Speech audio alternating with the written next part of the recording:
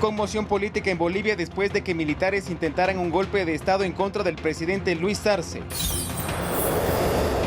Nuevos precios de las gasolinas Extra y Ecopaís entrarán en vigencia desde el 28 de junio. 40.000 mujeres jóvenes recibieron becas con el 100% de cobertura y aranceles para estudiar una carrera en institutos privados del país. En lo internacional, Estados Unidos sentenció al expresidente de Honduras, Juan Orlando Hernández, a 45 años de prisión. Y en los deportes, Ecuador disputó su segundo partido de la Copa América ante Jamaica.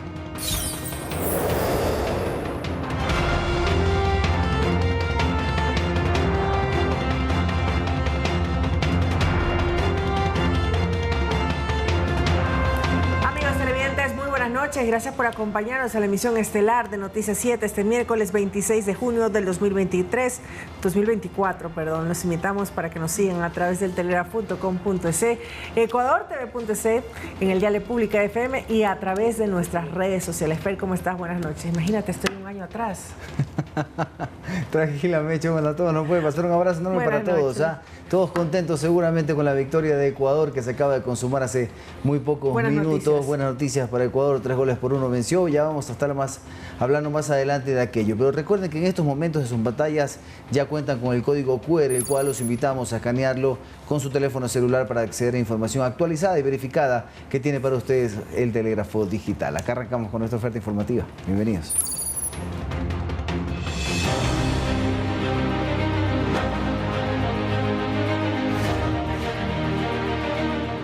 Bolivia, intento de golpe de Estado.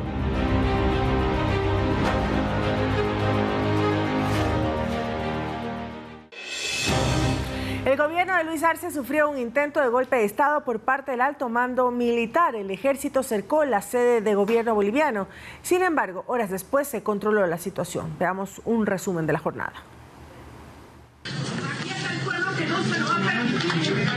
Este es el cruce que marcó un momento álgido en la política boliviana. El presidente Luis Arce le pedía al comandante general del ejército, Juan José Zúñiga, que se retiraran de la sede del gobierno en La Paz y las tropas regresaran a los cuarteles. Pero Zúñiga no aceptó y respondió así. Miembros de la policía militar se tomaron la Plaza Murillo y cercaron la sede del Ejecutivo. Nuevamente el vehículo está entrando, esta tanqueta prácticamente a Casa Grande, a Palacio Quemado, está ingresando, ha roto prácticamente la puerta a este vehículo. Minutos después, las autoridades locales alertaban un intento de golpe de Estado para derrocar a Arce. El Estado Plurinacional de Bolivia denuncia ante la comunidad internacional las movilizaciones irregulares de algunas unidades del ejército boliviano, que atentan contra la democracia, la paz y la seguridad del país. Y el propio general Juan José Zúñiga lo confirmaba. Ante esto, Arce, en compañía de su gabinete ministerial, rechazó el accionar del ejército. Las Fuerzas Armadas pretenden desestructurar la democracia, que sea una verdadera democracia, no de unos cuantos. Hoy el país enfrenta una vez más intereses para que la democracia en Bolivia se trunque. El presidente también hizo un llamado al resto de la población para respaldarlo. Necesitamos que el pueblo boliviano se organice y se movilice en contra del golpe de Estado, en favor de la democracia. Cientos de personas acudieron a las calles para solicitar la salida de los militares, mientras gremios sociales se instaban a manifestarse en favor de la democracia. Convocamos a todas las organizaciones sociales y sindicales del país, a todas las y los trabajadores de Bolivia, a todo el pueblo en general, a levantarse en contra de estos grupos de golpistas y violadores de los derechos humanos, políticos y democráticos. Arce luego removió a Zúñiga de la comandancia general y cambió la alta cúpula militar. En su lugar colocó a José Sánchez, quien ordenó el repliegue de las tropas. Pido, ordeno, dispongo que todo el personal que se encuentra movilizado en las calles debe retornar a sus unidades. Y finalmente, el golpe de Estado no se consumó. Zúñiga fue arrestado. aunque denunció que fue una estrategia de Arce para ganar popularidad. El presidente me dijo que la situación... El presidente me dijo que la situación está muy jodida esta semana, va a ser crítica esta semana.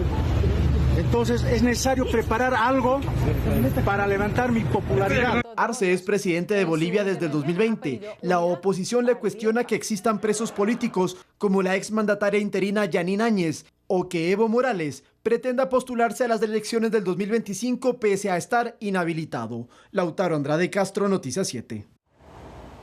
Estados y gobernantes de la región expresaron por diversos medios su preocupación por la situación en Bolivia. En la siguiente nota les presentamos algunas de estas reacciones generadas con relación a esta coyuntura.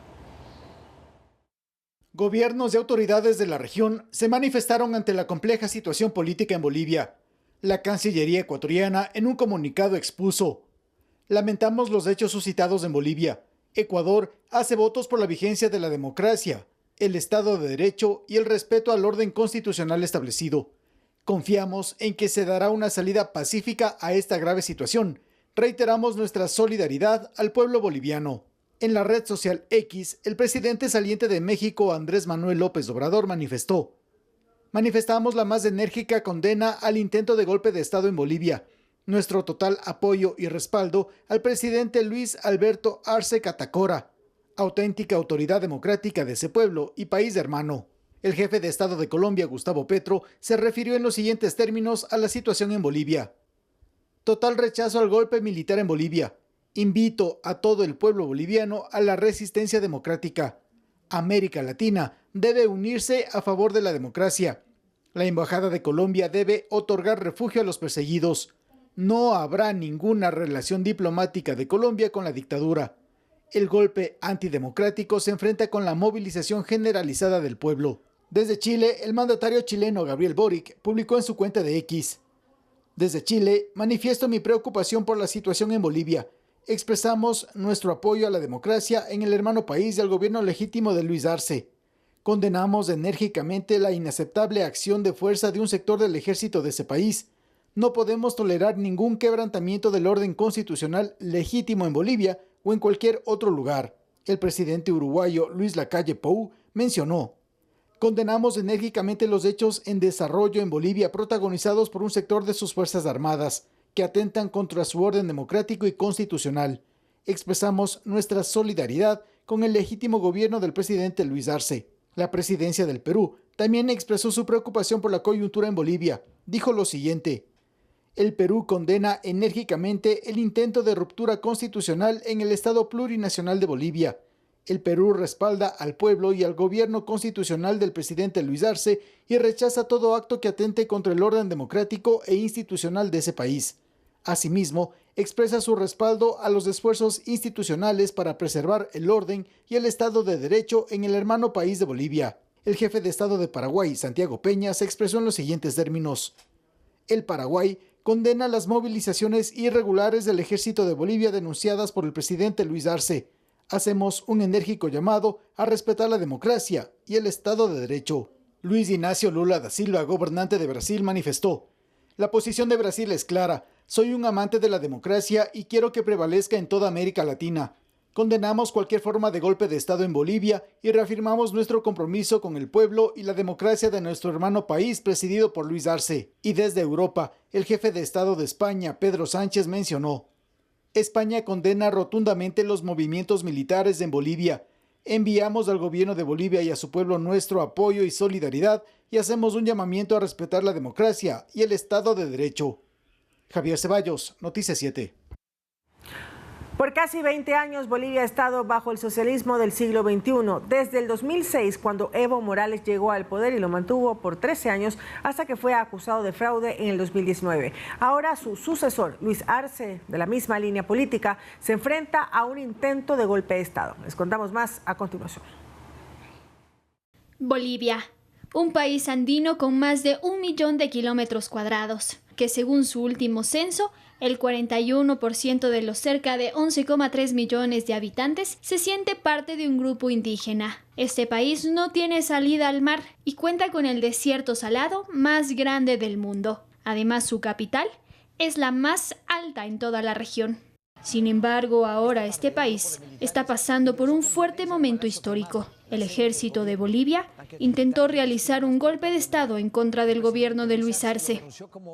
Pero, ¿cómo llegamos a esto? En el siglo XXI, Bolivia ha visto un cambio en la política y en la representación en el gobierno. En medio de una crisis política entre 2001 y 2005, el país tuvo 4 presidentes tras la renuncia de Hugo Banzer Suárez. Y en 2006, Evo Morales se convirtió en el primer presidente indígena de la historia del país. Morales gobernó por 13 años. Durante su gestión, Bolivia fue uno de los países con mayor crecimiento económico en Sudamérica, con un crecimiento promedio del PIB del 5% anual. La pobreza extrema en Bolivia también disminuyó del 36,7% al 16,8% entre el 2005 y 2015. Sin embargo, en su intento de llegar una vez más a la presidencia, cambió la constitución de su país y el 10 de noviembre del 2019 fue acusado de cometer fraude en las elecciones generales del 20 de octubre. Ese mismo día presentó su dimisión a su cargo como presidente. Al día siguiente, el 11 de noviembre, aceptó el asilo político ofrecido por Andrés Manuel López Obrador en México.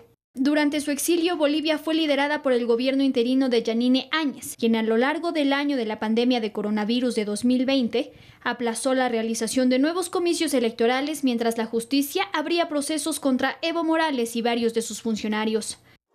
Finalmente, las elecciones se llevaron a cabo el 18 de octubre del 2020, dando por vencedor a Luis Arce, antiguo ministro de Economía y candidato del movimiento socialista. Este intento de golpe de Estado por el que pasa el gobierno de Arce es el 8º en la historia de Bolivia. El último que se registró fue el 1 de noviembre de 1979, cuando el general Alberto Natusch Bruch derrotó al gobierno interino de Walter Guevara Arce. Emilia Reynoso, Noticias 7. Estabilización, precios, combustible. Y los nuevos precios de las gasolinas Extra y Ecopaís ya tienen fecha de vigencia, una vez que el presidente Daniel Noboa, a través de decreto ejecutivo, oficializó el esquema de estabilización de los valores de estos combustibles en el sector automotriz. Los detalles en la siguiente nota. A través del decreto 308, el presidente Daniel Noboa resolvió que desde este 28 de junio entren en vigencia los nuevos costos de las gasolinas Extra y Ecopaís, con la implementación del esquema de estabilización de precios que aseguran no contempla la liberación del precio de estas gasolinas. Entonces, el valor actual es de $2.46. A esto se incrementarán 26 centavos para alcanzar el precio internacional, por lo que desde las 0 horas de este 28 de junio costará $2.72 por galón, y a partir de ese día se implementará la estabilización de precios según el barril del petróleo. Sin embargo, para que este valor no se dispare, se implementó un sistema de bandas, que es como un margen, que permite que el precio no supere el 5% ni que baje más del 10%. Ahora, la banda se afinó en el sentido de poder generar un incremento solo del 5%, es decir, que sea más amigable para que no genere inflación, y una reducción hacia abajo del 10% para permitir que la adaptación cuando los precios caigan, porque a veces arbitrariamente uno podría sentir que el precio está muy elevado, este 10% permite que se ajuste más rápido a la baja. Entonces, por ejemplo, si el precio internacional supera el techo del 5%, el Estado asegura que asumirá este costo. Desde el gobierno se exhorta a la ciudadanía a denunciar cualquier acto de corrupción o especulación de precios de estos combustibles. Edison Saavedra, Noticias 7. El Ministerio de Finanzas cuenta con un presupuesto de $35 millones para las compensaciones a los gremios transportistas que así no incrementen sus tarifas. Los gremios del taxismo, del transporte de carga liviana y las tricimotos recibirán una compensación por la estabilización del precio de las gasolinas Extra y Ecopaís. En una entrevista con Noticias 7, el viceministro de Finanzas, Daniel Falconi, informó el monto del presupuesto de este año para cumplir con ese fin. Cada una de las 3 secciones va a representarnos tal vez en este año un presupuesto de $35 millones. Con ello se cubrirá la demanda de 84,000 vehículos de transporte que se hayan registrado para recibir la transferencia monetaria. El dinero proviene de una asignación presupuestaria en específico que hizo la cartera de Estado.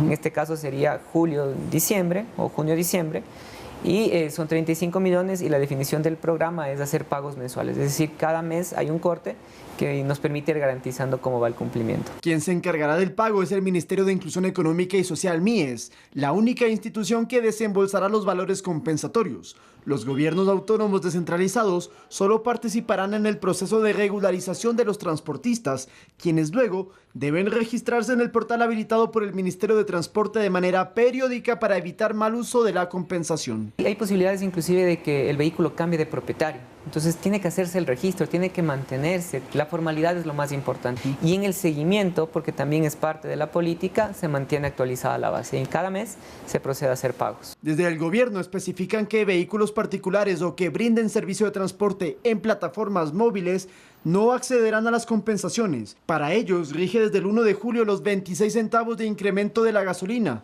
Según cifras oficiales, desde el 2010, por concepto de subsidios, el Estado dejó de percibir 14.000 millones de dólares. Con el ahorro que se empieza a generar, parte de esos rubros irán para bonos de desarrollo social. A los 2 primeros quintiles de pobreza, es decir, a las personas en pobreza y pobreza extrema. Necesitamos que los niveles de pobreza se reduzcan. ¿Por qué? Porque las personas ocupadas con trabajo formal o con emprendimiento tienen una mejor calidad de vida. Ese es el argumento que da el Ejecutivo para las medidas tomadas. Lautaro Andrade Castro, Noticias 7. Amigos televidentes, es momento de hacer una pequeña pausa. Así es, y cuando regresemos les contamos que unidades especializadas de la Policía y de las Fuerzas Armadas ejecutaron controles a la minería ilegal en la provincia de La Suay. Los detalles enseguida.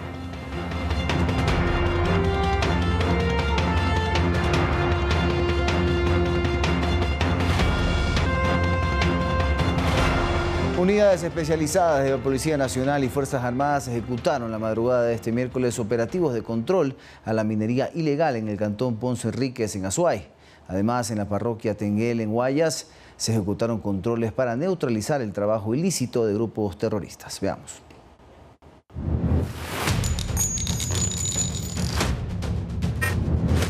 Guerra contra el terrorismo. Las fuerzas del orden apuntalan su trabajo de control en varios puntos del país. Como usted ve en imágenes, unidades especializadas del bloque de seguridad ejecutaron esta madrugada varios allanamientos en el cantón Ponce Enríquez de Azuay en contra de las actividades de minería ilegal, de la cual se derivan otro tipo de delitos como secuestros y asesinatos. Esta intervención policial se concretó luego de que en esta jurisdicción se hallaron 2 cadáveres, uno de ellos decapitado. También las fuerzas del orden intervinieron en la parroquia Tenguel en Guayas para neutralizar las actividades ilícitas de grupos terroristas. Los operativos ejecutados tuvieron el apoyo de la Fiscalía General del Estado. Javier Ceballos, Noticias 7.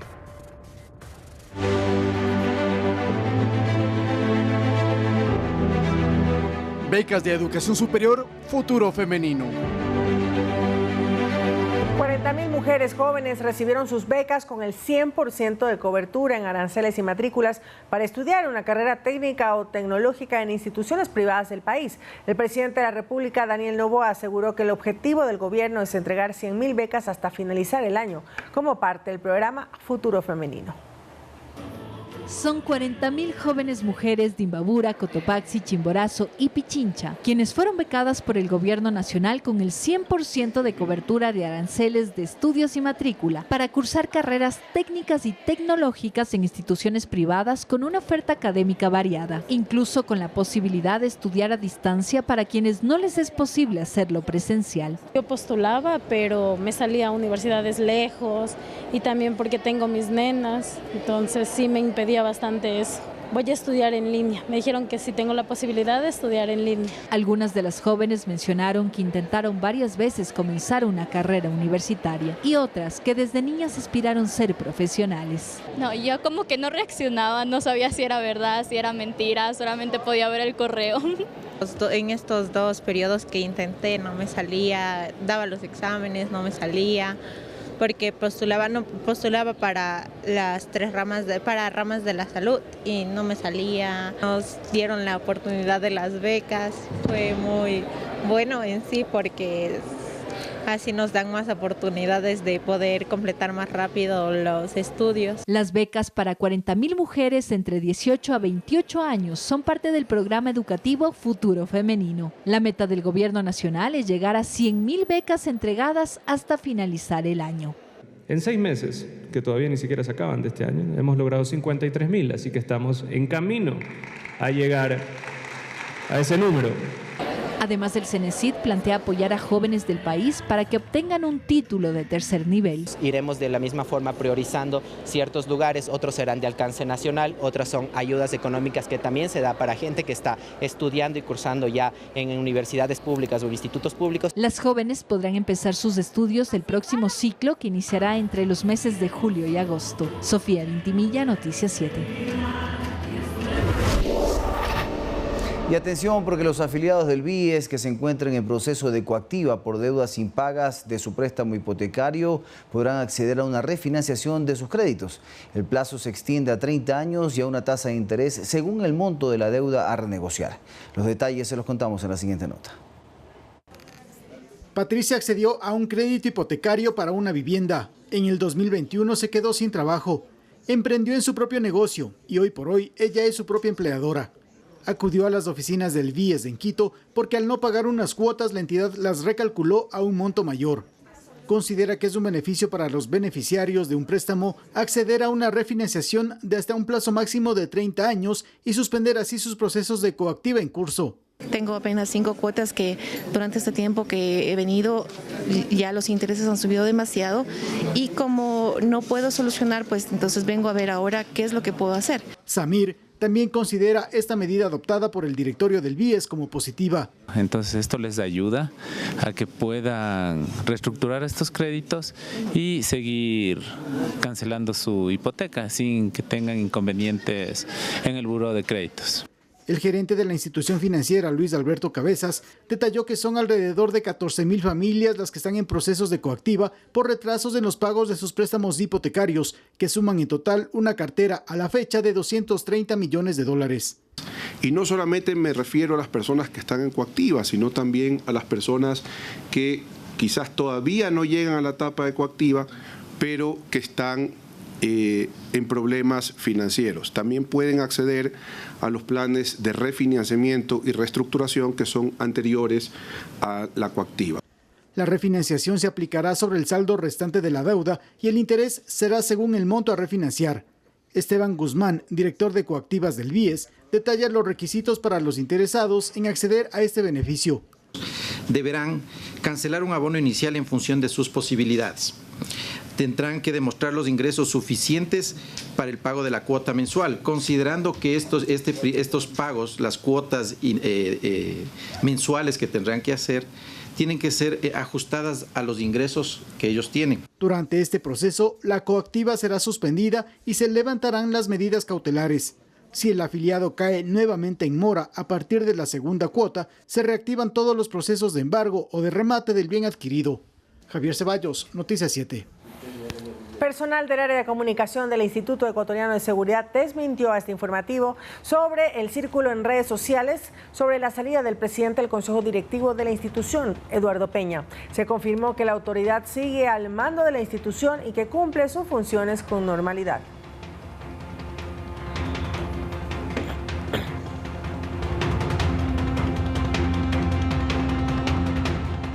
Y les contamos que el Ministerio de Salud informó que solicitó a la Contraloría realice un examen especial a procesos de adquisición de insumos, equipos reactivos y dispositivos médicos en el portal de compras públicas. Esto al sospechar de presuntas irregularidades que también fueron denunciadas por la Comisión Nacional Anticorrupción.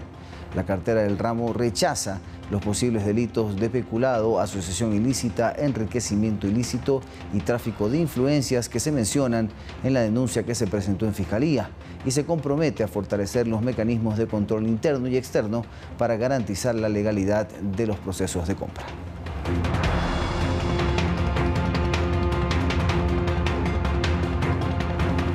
La tarde de este miércoles, el embajador de Estados Unidos en Ecuador, Arthur Brown, presentó sus cartas credenciales al presidente de la República, Daniel Noboa-Sin.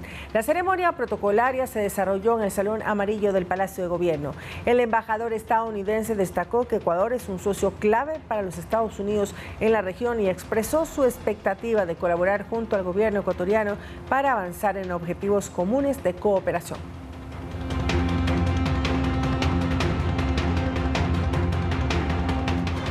Y les contamos que por quinta vez se difirió en este caso la audiencia preparatoria de juicio en el caso Independencia Judicial, donde se investiga un presunto delito de obstrucción a la justicia por parte de exfuncionarios del Consejo de la Judicatura.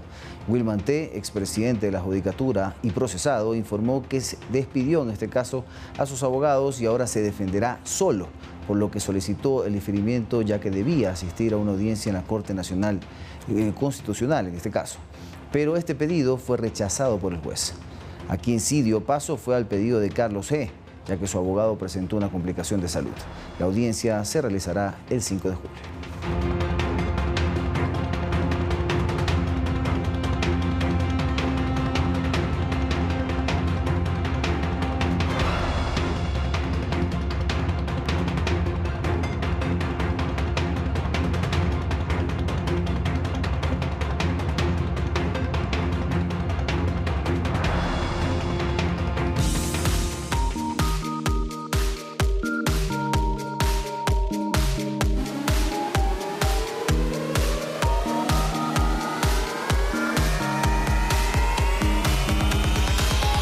La escuela Yavirá, que se encuentra al sur de Quito, celebró con gran alegría sus fiestas patronales y 25 años de creación institucional.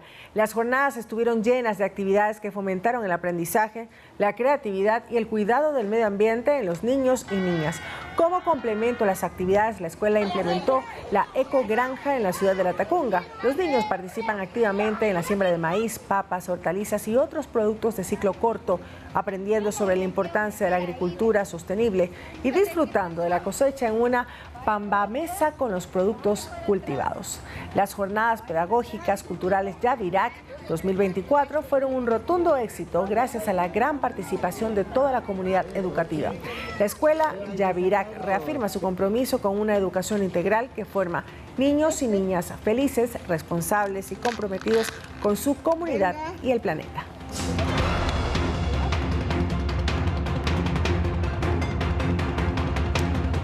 ¿Y usted sabía que los patos son la mejor estrategia para potenciar los cultivos de arroz? Esta innovadora iniciativa permite obtener arroz de la mejor calidad sin necesidad de agroquímicos, produciendo arroz orgánico que ha cautivado a los productores por sus excelentes resultados. Veamos.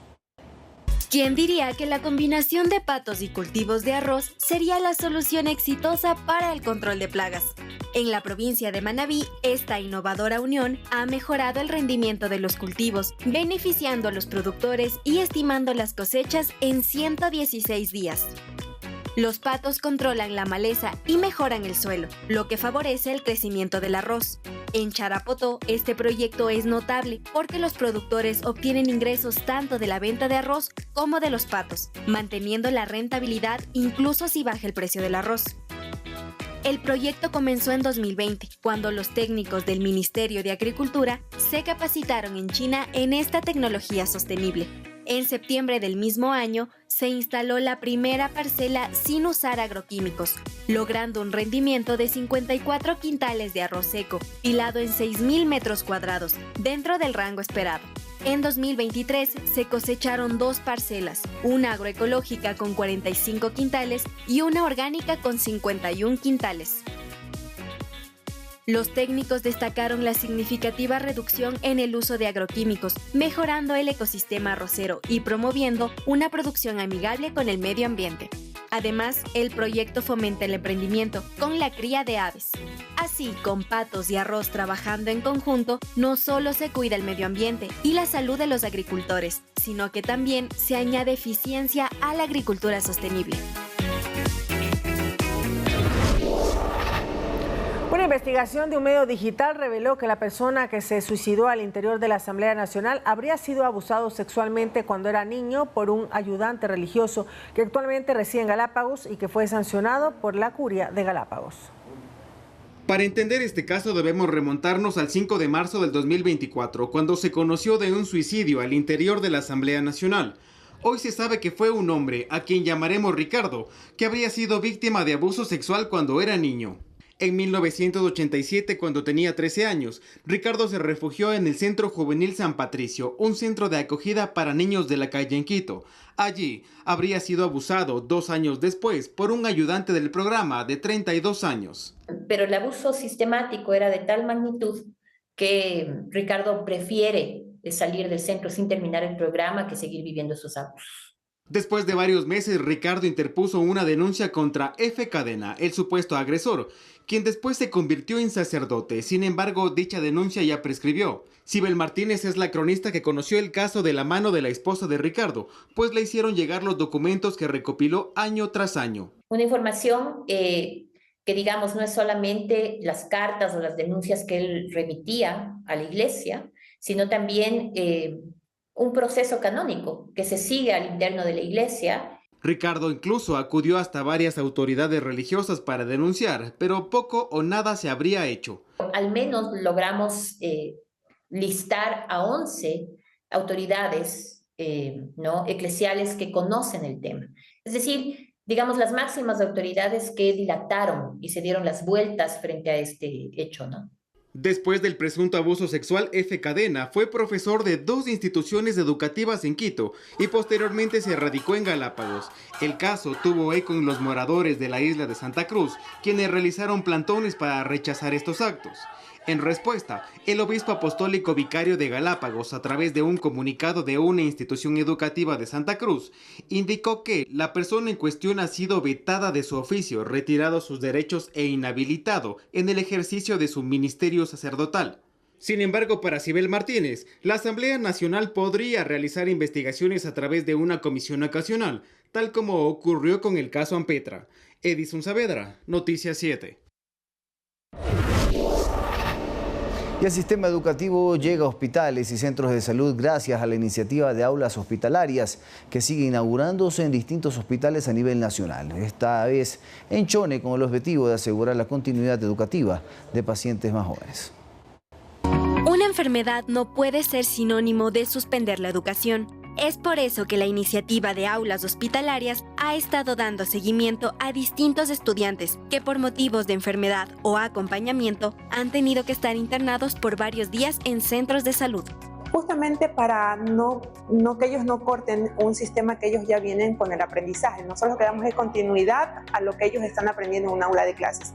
Nosotros es de seguir con el profesor comunicándonos también para que ellos nos aperturen a decir lo que el niño está haciendo y nosotros pues continuar con esa enseñanza aquí. Desde el 2016, el Ministerio de Educación ha impulsado este proyecto que ha crecido significativamente. Actualmente, 14 casas de salud en Manabí y Santo Domingo de los Áchilas ofrecen este servicio educativo en sus centros de salud. 18 docentes en estas 14 aulas y hasta este momento son más de 18,000 personas que han recibido el acompañamiento dentro de ellas. Durante su participación en las aulas hospitalarias, los docentes podrán dar un seguimiento integral a los pacientes, abarcando aspectos más allá del ámbito educativo. Encontramos estos perfiles que hagan un match, porque van a hablar el tema educativo, pero también van a hablar del lenguaje con los médicos, del tema de salud. Y cuando un médico le explique el caso, debe entender cuál es la situación del chico y luego el abordaje correcto. Entonces son perfiles. Este beneficio también es para los padres de familia, ya que garantiza el acceso, permanencia y aprendizaje en los niveles de educación inicial, básica y bachillerato de los estudiantes, en el contexto educativo hospitalario, asegurando que la educación continúe sin importar las circunstancias. 19:36, momento de los deportes cuando regresemos de la pausa. Cuando regresemos, vamos a tener la información deportiva. Es verdad, Ecuador ganó. Tendremos todos los detalles más adelante también en Fanático, Eurocopa y mucho más para ustedes cuando volvamos. No se vayan.